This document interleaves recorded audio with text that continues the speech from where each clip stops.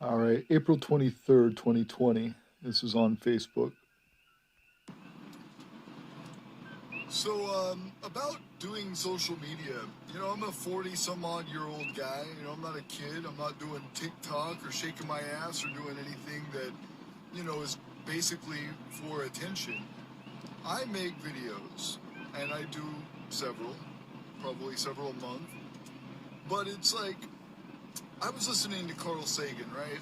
I love Carl Sagan. I love a lot of his stuff. And he was talking about, all these people who feel like humanity isn't as good as it could be, or maybe humanity has fallen and, needs to improve, and so on and so forth. And there's all these people with complaints and opinions, but how many of those people do anything about it? Like anything significant besides complaining, right? I don't like to complain. I like to actually be constructive and do things. But for me, doing these videos, it's kind of like a journal, right? Like back in, the Little House on the Prairie days, Laura Ingalls took herself a journal, which later became a book, which later became a movie, which later became this and that. But, it was just that she was documenting her life, and it was for nobody else but for herself. And, at some point in her life, maybe she had let a couple people read it, and most people that she knew probably never even knew she was keeping a diary. Or if they did, they had never gotten the pleasure to read it, right? For me, it's like that. It's like I'm making a journal. Now, a lot of my videos are private or unlisted. I do it just for the sake of keeping memories. Some of my things I publish because I like, for my opinion, to not be misunderstood. There's been so many times where I have been misquoted or misrepresented. Recently, I had this guy doxing me and telling everybody where my address was. And it's because I resisted the protest in Hawaii, and I stood up for the building of the 30-meter telescope. Well, this guy said, on social media in his doxing of me was like, oh, this guy said racist this, and this guy's racist that, he doesn't like these kind of people, and this is his address, go get him, right? So, that's one reason why I like all of my opinions or research or facts to be published, wide and far. Because, if I was this or if I was that, like they're saying, why is it only these people who don't know me, who have heard or witnessed me say these things, but yet there's no evidence of it, right? Like, I don't say one thing to one person and then another thing to a different person. I'm consistent. And that's a big reason why I do blogs. I hear so much crap about other people, when people are talking to me, that I just have to shut people down. I'm like, well, have you said that to their face? Have you got any evidence? What's your motive? What's your reason? I don't let people get away with talking trash. But I have my own back, right? Like, I make these videos. I've been making them since, let's see, I started with YouTube, I think, in 2006. I had UtahPirateRadio.com in 2006. But then I also have, like, websites that I've owned since 1999. Like, I have BehindZionCurtain.com, and I have Where'sTheMap.info.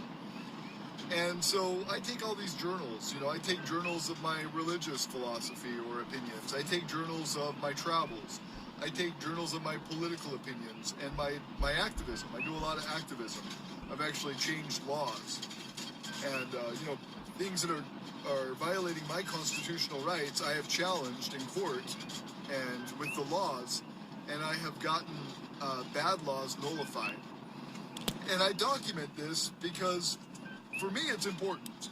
It doesn't matter if it's important to anybody else. But I like to be one of those people that Carl Sagan talked about that actually does something. Not just talk about it, not just dream about it, not just complains about it, but actually does something about it.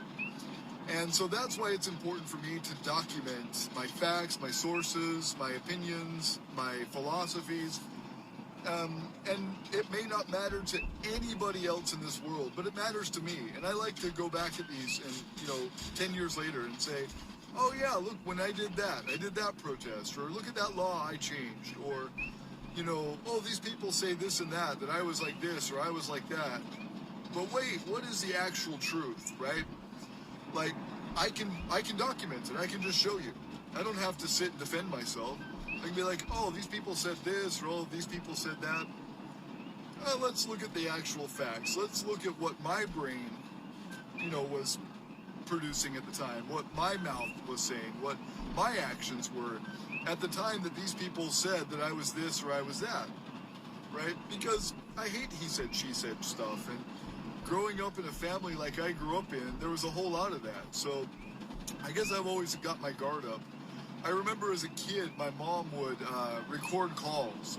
I don't know why. She was really paranoid, but she would connect a little listening device that you'd get at Radio Shack to a tape recorder, and then she would tape all kinds of weird calls. And I don't know what it was about. It was weird. But, as an adult and going back and forth between hearing all of these he said, she said things, I mean, that's one of many reasons why I do it. But it's also to look at my progress in life, to, when I'm old and gray, or when I'm dead and gone, I'd like to, at least have a journal out there, right? Something that I can pass on to my kids, my grandkids, my great-grandkids. Because Lord knows, I would love to know what my great-grandfather, my great-great-grandfather, William Theodore Thompson, was all about. When he came to the U.S. from England, and he did all these things to get here. He was a merchant marine, and he sailed over, and he started a life, and, helped the Mormon Church establish a presence in southern Utah, and, all these things. But what an interesting perspective. Somebody in the mid-1800s traveling across the Atlantic and building a whole new life in a whole new country that's fairly unknown. And what lessons he learned. What mistakes did he make? What things did he see? What was his motivation? What was his higher power? What was drawing him to this new life? And that's what I want to know. And I will probably never find out, right? But I love genealogy, and I do my genealogy, and I've gotten all the way back to the 900s on one side and the 1100s on another side. And, people who are into genealogy know what I'm talking about, that like that kind of stuff, that like gazing into the past and learning from their ancestors. That's what it's all about for me. If I was just looking for viewers or for popularity, I certainly wouldn't talk about the things I talk about, and I certainly, would do more to attract people of all varieties. But that's not what it's about for me. I'm not looking for popularity. I'm not looking for viewers. I'm just putting it out there. And if anybody finds it and enjoys it, great. If anybody finds it and it stirs up some emotions and maybe they don't like it, that's also good. I'm happy with that. It makes more disruption in what would otherwise be a comfortable situation. So that, for me, is good. Disruption. Being a disruptarian, right? That's the name of the game here for me. So, maybe even when I'm dead and gone, 100 years from now, maybe somebody will take a look at something I created, or a law that I changed, or something that I built, or a place that I've traveled, and they'll find inspiration from it. And maybe not. And if not, well, who the fuck cares, right? Whatever. So check out more at disruptarian.com. And as you can see, I mentioned my genealogy. You can go to houseofthompson.net. Look me up at Facebook. My name is Ryan Thompson.